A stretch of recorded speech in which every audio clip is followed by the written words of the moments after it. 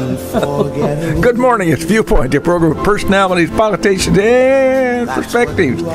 It would appear that this morning we may just have perspective. We're not certain yet. We think. We know one thing: we don't have a politician. Maybe he stopped at the Gondale Tap. Yeah. Get a bump this morning. But we'll see what goes on here this morning. Hopefully, we'll be here shortly. As usual, we'll start with kudos.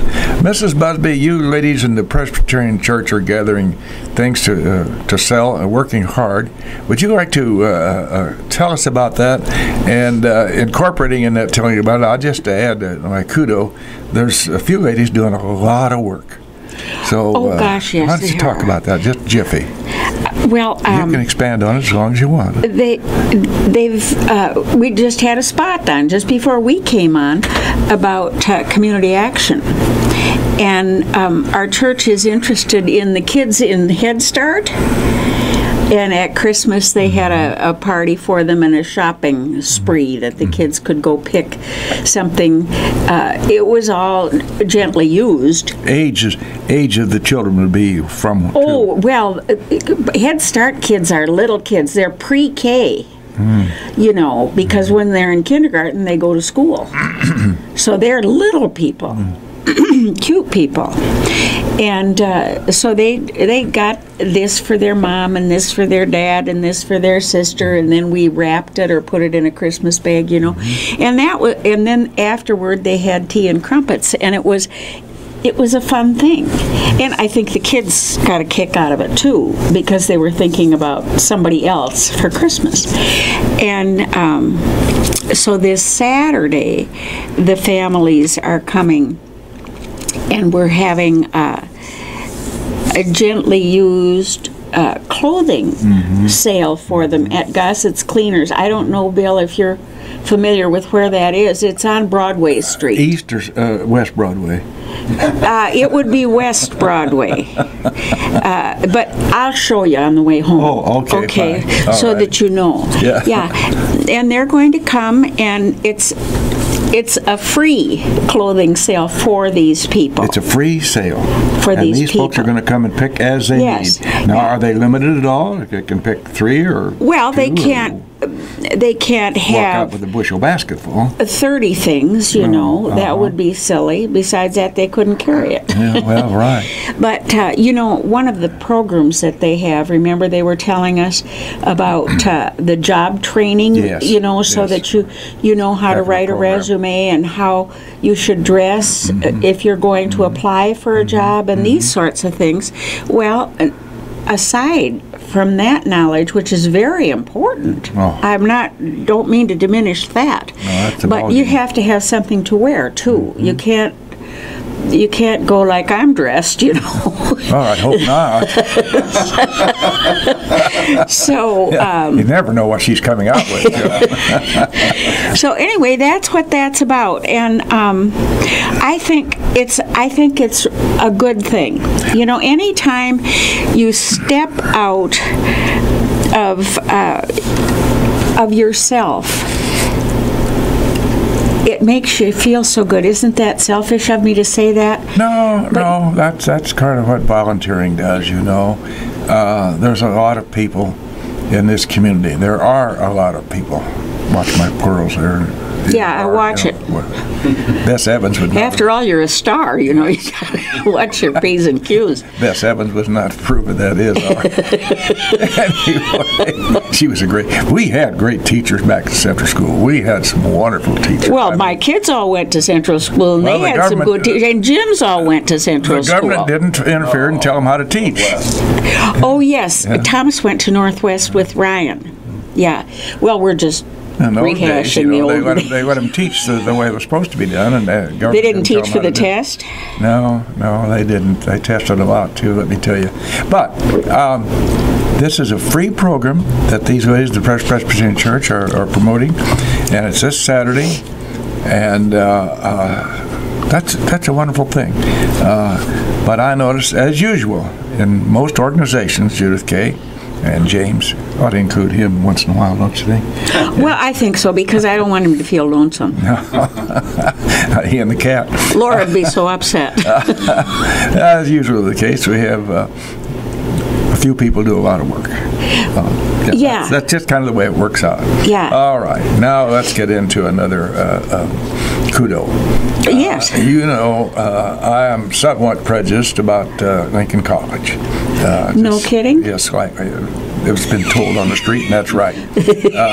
I heard that rumor. I noted with great pleasure, and it has to do with broadcasting, if you excuse the expression, a fellow broadcaster, so to speak.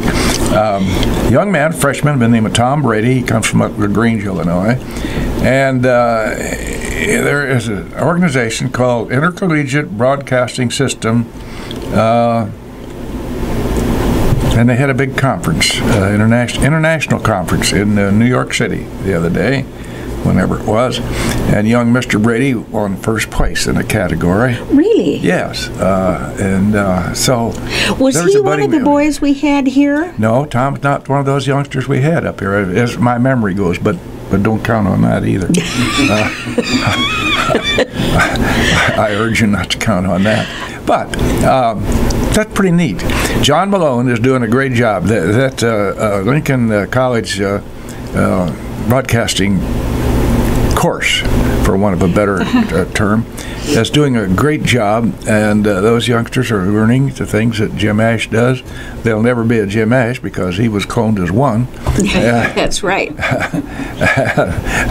I doubt if wherever they go, they'll never be as dedicated to their job as Jim has been down through the years here. But it was really neat, and I salute John Malone and his people out there in the broadcasting thing. Now, Jim, are they not the ones who run the Channel 5 local channel, and they broadcast this program? And it improved. Yeah. It improved a lot. It improved in quantum leaps when it went to them. The video is better. The audio is significantly better. So, and I never know when this particular show is scheduled. Once in a while, I'll stumble onto it when I'm searching, and I get off of it right away. Yeah, right. So I said, been there and done that, so I don't watch that. But it's a nice service. A lot of people, believe it or not, there are more than 2 people watch this. Really? Yes, I was told. Who's the third? My son tunes in from Canton, Illinois. Oh, okay. Well, by the way, 648-5510 is our phone number, and if you're the third person, or even the second or first, yeah, even we'd sure like to hear from you. Call in. We'd like to have a report from you this morning. The tone quality of Judy's voice, see how she does early in the morning. They can grade me A to F, I guess. Last night, I watched CNN, and Mr. Cooper, who could have far left, but that's all right. So we've got to balance the boat some way. Anyway, he had the 3 Republican candidates on the town meeting, so to speak. And I couldn't help but compare the fellow who has the least opportunity to Mr. win, Kasich. Mr. Kasich, Governor Kasich, was just head and shoulders above those other 2 in his demeanor and the manner in which he presented his case. His acting like an adult swayed me. Well, he says repeatedly and rightfully he's not going to go low to work for the highest office in the land. So there we go. Now we're talking about saving money in the government. Up until the present incumbent of the White House came aboard. Oh, no, just prior to that, all of the first ladies had one assistant. Her ladies whose husband had a wandering eye, she had 7 assistants. The current First Lady has 22 assistants. Now, I don't know can you justify that? Well, I can't even dream it.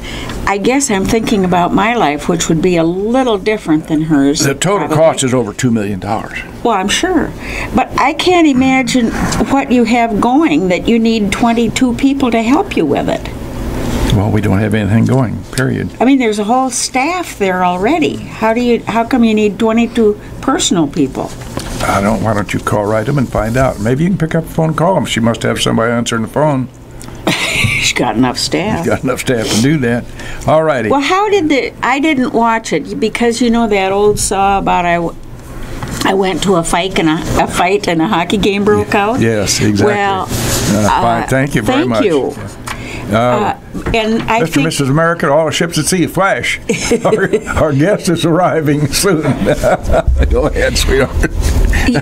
You know, that to watch, I finally decided the last two I haven't watched the debates because it's. You didn't lose a lot. I went to a fight and a debate broke out. Yeah. You know, as I said ad nausea, people get tired of me here saying that. But almost 350 million people in this country. I think it's close to that. I'm Give not or sure. take. Don't hang me on that, but the number. But out of all those, wouldn't you think we could come up with 5 better people to run for the greatest office in the world?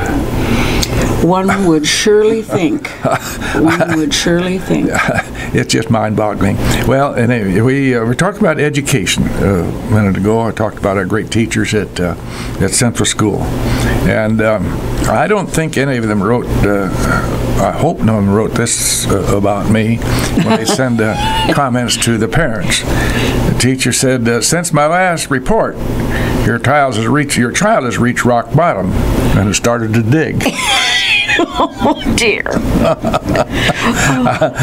Next says, "I would not allow this child to breed." Your child has delusions of adequacy. Wasn't that a great class?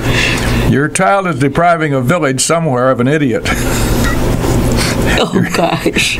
Your son has set low personal standards and then consistently fails to achieve them. Do you know whose job it is to overcome reports like that? Yes. The mama and the daddy. Exactly. That's right. Well, that's right. You are the one who sets the bar. We wouldn't have reports. I know these are all very facetious, but they're pretty funny, some of them. We wouldn't have reports going home. Well, in the first place, I don't know. Do you suppose they send reports home today? I haven't any idea. Well, do they have open house at the schools still? And PTA or PTO? Yeah. Well, that's good. Do they have room mothers anymore? I was just that short of a master's degree in room mothering. Well, maybe we could make it ex post facto. We give it to you now. I swear I was a room, but you know, by the time you raise 3 kids, you can be room mother a lot of times. Well, we only did 2, so we didn't get quite the auditorium. Well, you got your bachelor's, I bet. Yeah, we did that in spades. With 2 sons, yes, you can get your bachelor's in spades raising 2 boys. In any event, you know, we're talking about Central School. And we've had the theater and business, and I want you to know that, as the expression goes, I trod the boards when I was in the 7th grade. Oh, really? Oh, yes, I was a star in the Emperor's New Clothes. Oh, my. Oh. Did you get naked? I was, no, I wasn't naked. I think back then they didn't allow people to be naked in this school. The old saying about the difference between naked and naked. If you're naked, you don't have any clothes on. If you're naked, don't have any clothes, you're going to do something about it. All righty. Again, another statement that you made. The student has a full 6-pack, but lacks the plastic thing to hold it all together. You know, it might be wise if you could arrange for the commercials to go on now, Jim. Might be a good thing. Okay. All right, sir. Let's take a commercial. Right back live here in the studio with Judith K. Busby, the co-host of Viewpoint, program of personalities, politicians, and perspectives. So far, all we had this morning is perspectives. And whether you agree with our perspective is your problem or not. Well, you could always call and tell us we're flaming crazy and correct, somebody. Well, for instance, we were talking about the politicians. I've been corrected before. How about you? In my my 76 years. In my house, many times. We had a comment about politics a while ago, and I came up with this. I found out some opportunities to talk about politicians. I said, Jay Leno, if God wanted us to vote, he'd have given us candidates. Well, I'll drink to that. Something to be said for that. And Henry Cate, the 7th. You remember the 6th, don't you? Oh, yeah. Oh, I thought you did. Yeah, right. No, I remember the 8th. Oh, well, yeah, there's that to be said. Well, the problem with political jokes is they get elected. And I'm afraid we're coming awful close to that this year. It rides again. Aesop, he's a guy that had a fable or two. Yes, he did. Did you understand what a fable was? Yeah. It was not a foible. Not a foible, no. It says, we hang the petty thieves and appoint the great ones to public office. Oh. Well, sometimes that's a fact. Well, but you see, I do think that our governor in the sovereign state of Illinois is trying to promote the idea that you have to spend only what you have. You can't go beyond this. The tax and spend is that a new being theory? Harmful. It is here. And so he's trying to promote that, but it's not flying, you see. Well, hardly. Because they don't like that. They want more money. Well, big government, you know. Will Rogers, you might remember Will. Yeah. Poor old Will died with Wiley Post up Point Barrow, Alaska, in an airplane crash. I remember that very vividly. Do you? Yes, I do. I certainly do. Old Will said, way back in the 30s, if we got 1/10 of what was promised us in the State of the Union messages, now mind you when this was, 1930s, yeah, there would be any inducement to go to heaven at all.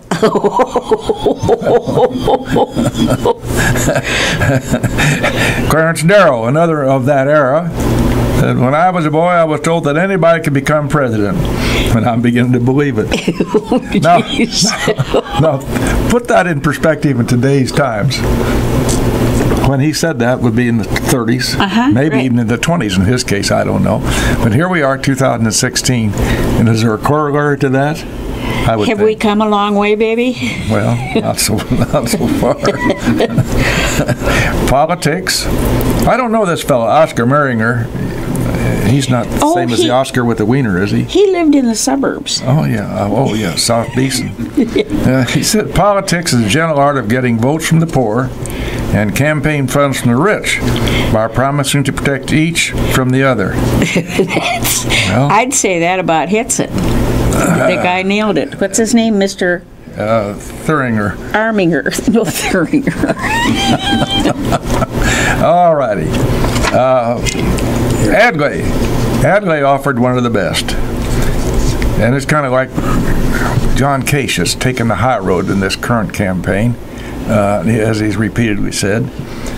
But Adlai said, and Adlai was a great statesman. He wasn't much of a politician, but he was a great statesman. He says, we need more statesmen. Oh, my, yes. Adlai said, I'll offer my opponents a bargain. If they will stop telling lies about us, I'll stop telling the truth about them. Oh, Behold, here's a man from Hawaii. Just flew in, still got his tan. Well, considering you're quite our junior as opposed to Bill and I, you brown boy, you, I would like an excuse. Pretend I'm your teacher. Yeah. There was a time change while I was David on? Latimer. I noticed that. So all my house clocks still say I'm an hour early. I see. I had to look at it this morning. So. I'm not sure Mary raised you very brightly. And she's such a nice lady. I know. She's such a nice lady, too. Yeah, it's see about, your dad out there. 5 in the morning on Hawaii time, so I'm not complaining at all. Listen, I would know that. Yeah. How? I mean, how many times have I been to Hawaii? Bill, do you remember? No, you wouldn't go with us when I was asked to go. Well, my brother and sister lived there.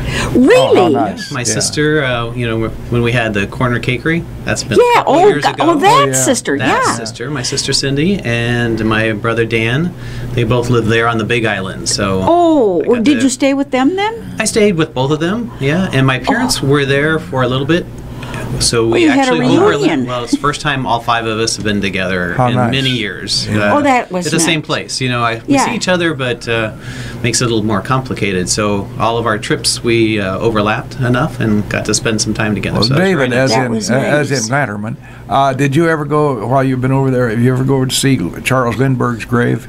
No, Very I did int- not. I think it's on a smaller island. I forgot now.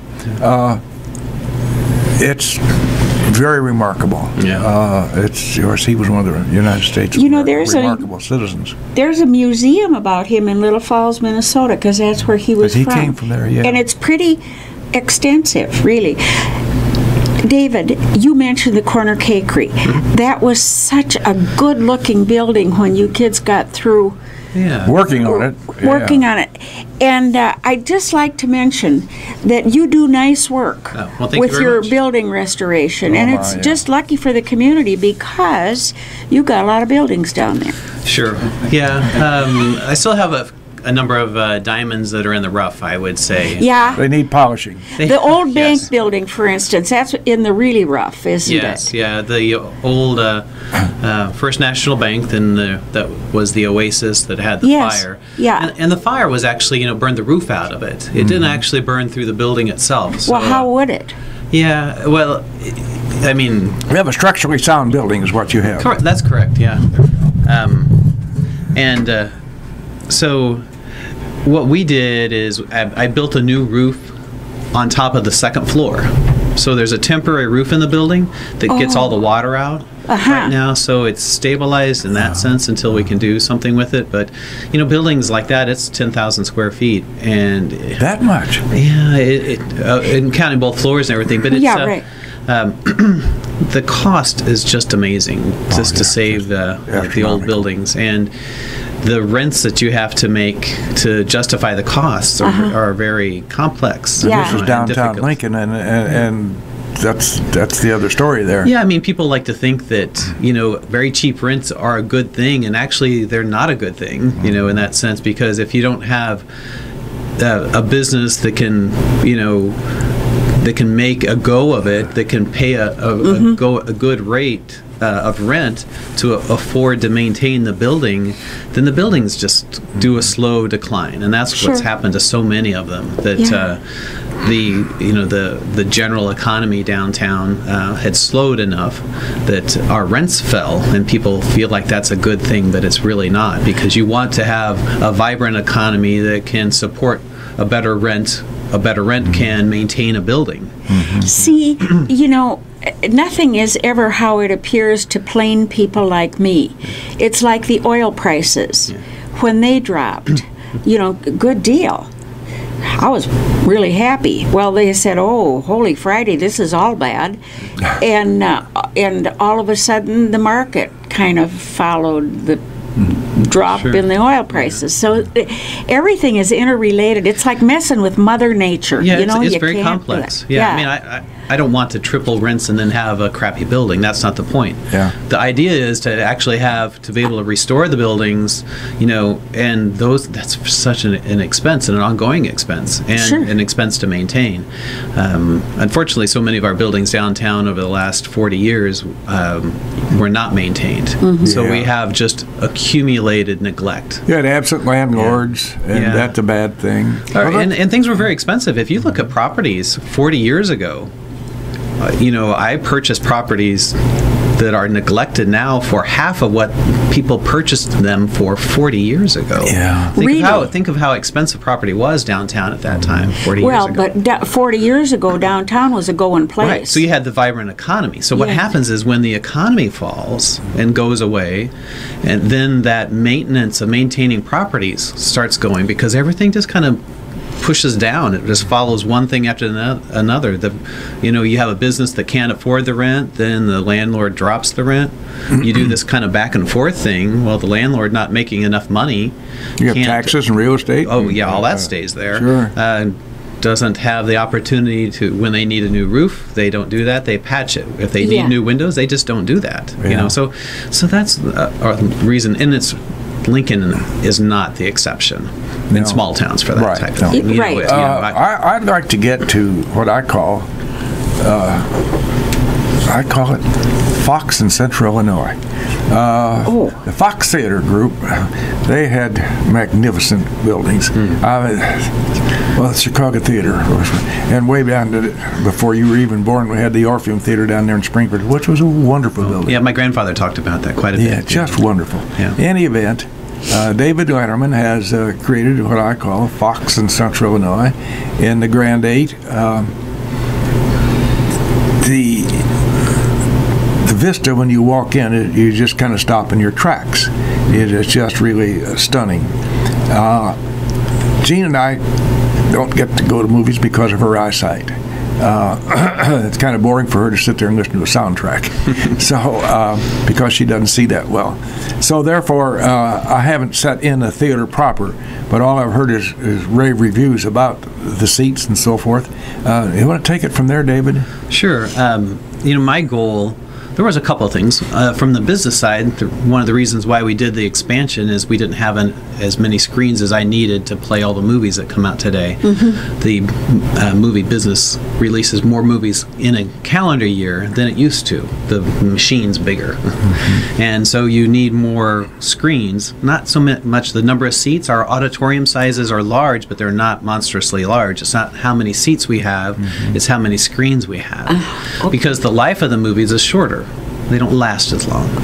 So that was one of the main business reasons of going forward with coming up with an 8-screen theater. The other part of it is I wanted it to feel like it was part of downtown. So if you look at Lincoln's prime time, Lincoln did a huge amount of expansion in the 1890s, 1870s, and through there. There's a lot of the very old buildings came into play, and the end of most of Lincoln's expansion is going to be up through the 20s. Through the teens and 20s, a lot of other buildings were put in there. That being even the current Lincoln, the Lincoln Theater, where we were at, 1923. So it's probably one of the last really large buildings built downtown. So, we really went for that time frame of the 20s when throughout the country the movie industry was just booming up through the roaring 20s. And so they would build the Grand Palaces because every studio actually owned that movie chain. So Fox owned movies. Fox was a studio, they actually owned theaters. And so they would always want to one-up the other community or within a town. And so they built palaces. They really did, too. They really did. And many communities are still, we're still lucky to have ours. Ours has been fourplexed in there, but, the building's still there, So we went for the look of the 20s in the lobby. So you walk in with your 2 ticket booths and you have the grand lobby and everything like that. Now, since we had multiple screens, I didn't carry that old feeling into the screen itself. Right. Couldn't do it in 6 screens, but we did it from that street point of view and the lobby to feel like in the 20s this was a palace, and that's what we like. And the part of that also is, it's a great thing for the local community. So, we didn't raise our prices to do this. Everything has stayed the same. So that there's a lot of pride. I get people that come in all the time and they still use the words, which I love, that this is our theater. They're showing other people. They bring people in, look at our movie theater. And what I want to see happen is to bring out-of-town money in also.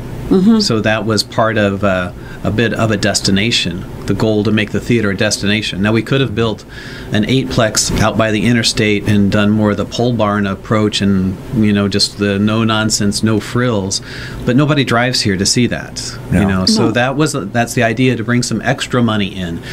Bill and I and Gene, we can trade our $10 back and forth all the time, but we still just have a $10 bill. Right. I want somebody from out of town to bring their money and leave it here. Yeah. Right. That's my goal.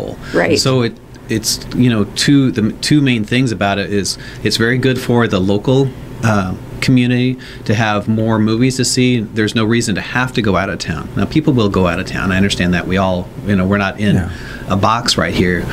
You will go out of town once in a while, but you don't have to anymore. We'll have the movies here.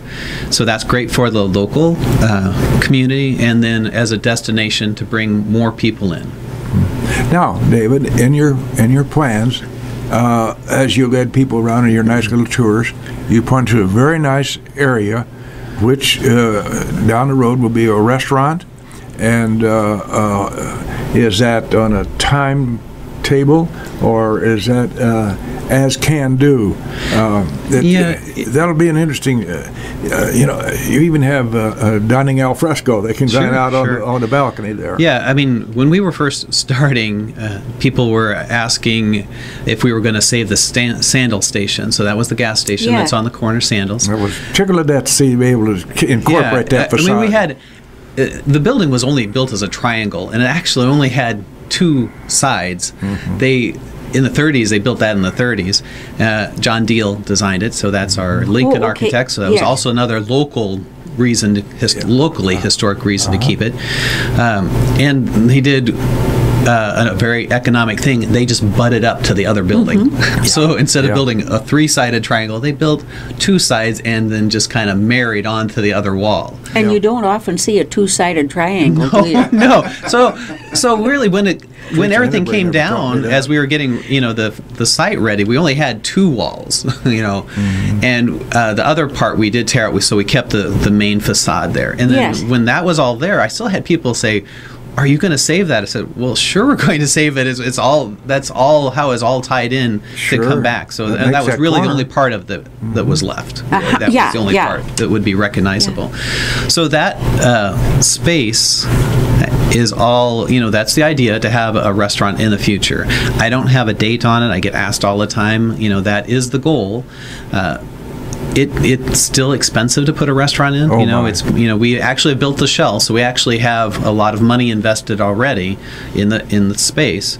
And then I'd like to integrate some of it in with the theater. So there is an auditorium that's right next to where the kitchen's at, and we would do some type of perhaps food service in there. You might come up and order special types of appetizers and things and pay for it, and they would be brought into you. Maybe perhaps a glass of wine, maybe beer. We might do that. I don't know how it's all going to play out, but those are just ideas of what we would do. Right. And it makes it, and it'll only be in one of the auditoriums. It's not through the whole theater. But it's a little bit more kind of a fun adult experience that we're looking to add. And I don't have a time for it right now. Yeah. When we put the first things first. Yeah, I mean, the main theater, I had quite a good number of local investors that helped me get the theater together. Yeah. And I would say they were more angels because they really had to believe. I mean, it was quite a sales pitch to make, and I understand it because it's, you're talking about a very expensive building in a small town, and almost all the investors that they really themselves, they are vested here also. They are business owners. So they understood that for their business to thrive, the community has to thrive. So it was an investment in their own business in that sense. When we have a better thing for the community, it helps their business here. So, but for many people, if you're looking at it just as a straight, a straight return, it was a hard pitch. So that was for the theater. I think for the restaurant, it's going to be a little bit easier. I'll probably look for some investment because there will have an operating theater, and now we're saying we want to have a restaurant right next to it. You see people walking into the theater, and then somebody can say, "Oh, well, that kind of makes a little more sense." So it's a little bit more of an investment idea. Not quite the angel idea as much. Right. Tell us one thing I'd like to know. I heard a rumor, and you can confirm or deny, that By the Bean may be expanding. Is that the case? Well, we have Hallie's that was right next door to us. They're no longer in business. Yeah. And so we have been doing in the evenings, a couple of different times so far, some music and entertainment, especially for the younger generation. I would say you guys used to call me the young one. And I call the next, the ones that are 20 years younger than me now, they're the young ones. It's all that's relative. For sure. It's all relative. And they're really enjoying that. And that's good. One thing that I really want to try to do is to have another venue where someone, in their 20s and 30s can enjoy something, because I do feel that they, there's a little bit of lacking of entertainment for them. So we've been doing music that they kind of like, which I listen to it a little bit, Yeah. And then we're kind of still toying with ideas of what might happen there. But for right now, that's what we're doing. Oh, well, that's nice. That's good. Yeah. So there's some ideas to come out with that, but I haven't. It's not all gelled set yet. All gelled. Yeah. Well, in a somewhat like venue is our neighbor Troy Hanger's Spirited Republic. Oh, Yeah. sure. That has drawn a different crowd that normally would not be downtown. Yeah. That's very nice. And No, it's very popular. I love that. I'm mean, delighted to it's- see they did a wonderful job in there. They did a great job on it. That is something, again, that's a wonderful thing for the local community. It was something that was missing. It's really nice right now. We're not a big city, so there's still a lot of little niches that are completely missing something. Oh, By the Bean kind of filled that. I mean, Yes. we didn't really have a full-service coffee bar No. anywhere that was open right now, so No. we filled that. That one spot, and Spirited Republic has done that, and so it's great for the local community. But people are coming from out of town, again, bringing that $10 bill and leaving it here. Yes, That's wonderful. yes. Yeah, and they do. You're they right. do, They yeah. do draw a crowd. Yeah, they do. Yeah, it's very nice. It's amazing, especially when the theater. We were just getting started with Star Wars when that we hadn't even opened all of the theater yet, and all the people downtown. I've never seen that many people downtown in quite a while. So with Spirited Republic going, the theater going, By the Bean going, there's a lot of evening activity, which that's very exciting to see. Yeah, Now- there was a while there you could shoot a gun down there and not hurt anybody. We're trying to change that. Well, you certainly are. Let's go back to the Lincoln Grand a minute. Booking films. That's got to be a kind of a sophisticated process. Tell us a little bit about how you book films in. Sure. I actually have a film buyer, they'll call them. He's the third man. The third party, right. And so I pay him to actually negotiate with the studios for us to get the pictures up on the screen. And we talk quite a bit about what we believe will work here in a smaller community, because not everything works, in a big metro area.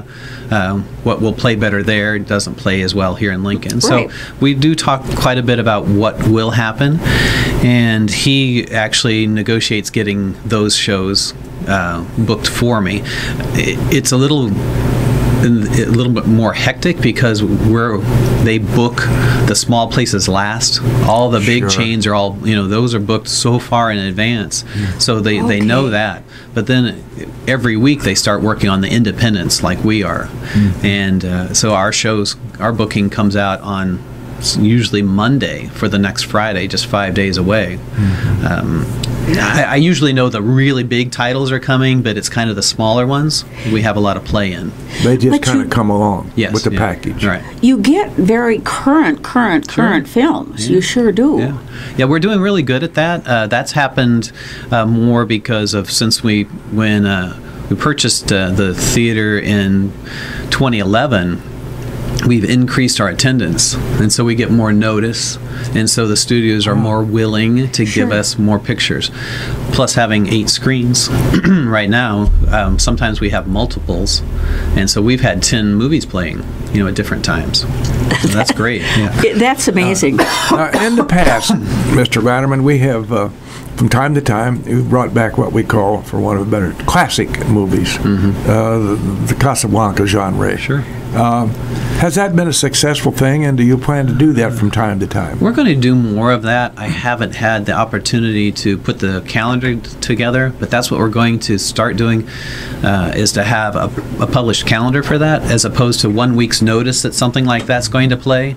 But we're going to play some shows that are going to be not necessarily the old, the real classics of that kind of style too. Some things that are going to be up through the 70s and 80s, which actually play really well too. Sure.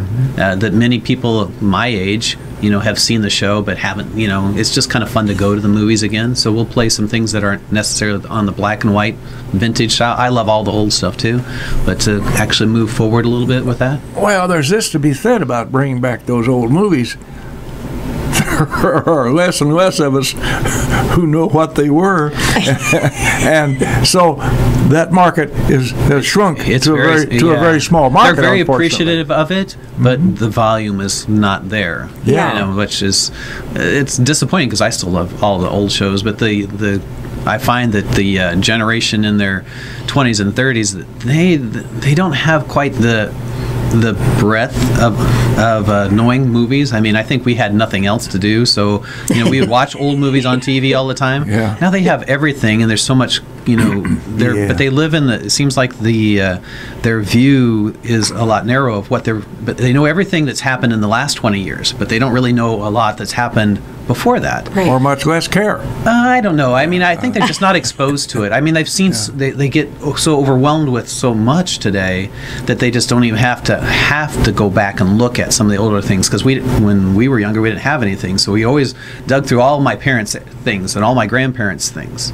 We would go back because you're just sitting there, read all their old books, listen to their old records, watch the movies on a Sunday afternoon with my grandfather and watch all the John Wayne westerns or that kind of stuff. So Actually, I was a Roy Rogers fan. where you, yeah. I was going to marry him. I was a Dale Rogers fan. Well, that's understandable. Yeah, often I find we're watching a movie and someone in their 20s will say, well, that's a great movie. I say, you do know that's a remake. and they have no clue. They don't No. even know that, hey, no, that back in the early 80s, that was is when it first came out, and now they're remaking it 30 years later. Yeah. And they go, like, really? I said, yeah, really. It is. It's been here before. They've done that one, so. Well, of course, it's admittedly a jaundiced viewpoint from an old geezer standpoint, but it seems to me that we had better real talent than we do today. There's a lot of. I think there's a great amount of real talent. I think there's so much untalent out there that gets a lot of attention that it dilutes it in that sense. You know what I mean? That there's so many people that have, there's a lot of untalented people, marginally talented people that get a lot of exposure, that I still believe there are a lot of very talented people out there, but they kind of get overshadowed by the marginal people that get a lot of attention that I don't think are necessarily as deserving of it when you come into the entertainment industry. There's attention, and then there's attention, and some of the attention they get isn't what we would court. I think most people my age could write the script for Casablanca. Well, and know it by heart, Sure. I first saw that, I think, 1941 or 2 over at Champaign at the Virginia Theater. At the Virginia, yeah. Richard exactly. used to work at the Virginia. Is that right? Yeah. The future for movies, with so much ancillary entertainment going on, Google, YouTube. Obviously, there's a strong future for the movies, or we wouldn't continue to build like we are. What do you think about that, David? I really look at the movie theater side of it. It's the cheapest form of entertainment. I mean, for $7.25, you can go out and sit in a nice theater, watch a movie as entertainment. So I think that part of it, when we actually concentrate on making the experience a good experience, have fun, do it often, and make it enjoyable, that's how I see the movie theaters succeeding for us. It is a little difficult when I don't control the movies themselves. I like to have better movies to play. Well, you hear people reference television as the vast wasteland. That must please you greatly. Well, and in essence, it truly is. Yeah. You take any given day and look and see, come up with something. Date. Yeah. That'll make you stupid if you watch that all day. At night, even. When you have time to watch. David, we appreciate your coming up. Our guest this morning, David Lanterman, is a young fella about town who's not a local boy. He comes from down there in Elkhart Way. Has a Broadwell. Broadwell. I'm sorry about that. Didn't want to Father's Elkhart, mother's Broadwell. Broadwell grade school. Everything I needed to learn, I learned in Broadwell grade school. Well, you learned there you well. go. But David has an abiding interest in downtown Lincoln, and has proved that by putting his money where his mouth is. We have to kind of doff our hats to a young entrepreneur like that. We need more David Glantermans in the communities around this area, because the smaller communities are facing a real economic problem. And while we have some great spots around the square, we need a little extra help. And I have noted that since you've opened the Grand, that you've got the marquee out there. Oh, and by the way, are you going to start putting lettering up on that marquee in the future? Yeah. What happened was the actual plates on the marquee when they brought it in were the wrong kind. Oh. And so we thought it was going to get replaced pretty quickly. Unfortunately, there was some manufacturing thing. So we will actually have all of our lettering, standard old-fashioned lettering, that'll go on the new marquee. Now, we keep the old marquee also. Yeah. You know, so we'll operate both of those. Yeah. Well, to point at hand, David has made a significant investment in our community, along with some investors. We wish you well. Thank you. We thank you for hurrying up here. You knew it was going to be a short program when you left the city lines up there, but we appreciate your presence. I did find, you may or might recall, David, that in the old movie theaters there was a Balaban and Kotz. Yes. And they were the entrepreneurs of that era. Right. And they had movie theaters all over. Yeah, sure. Right. And they always wanted to outdo themselves. Everyone, the next one, they never stopped. Yeah. And what I always love about the old palaces, it was never too much. There's never too Always much. Overkill. It was never less is more with them. Everything was another layer on another layer on another layer. And we did that quite a bit with the lobby. And I finally stopped. Stop, because I just couldn't. I mean, I could have kept going, but the checkbook did say stop. Yeah. One of the Balbans said, I mean, the whole idea of movies was a special place to go to see. You go to a movie theater to see something that was really magical and amazing in a very special location. Thank you. And that's what we have at the Grand Theater right now. That's right. What I call the Fox in Lincoln, Illinois. Thank you, David Glatterman. Thank you. I appreciate being here.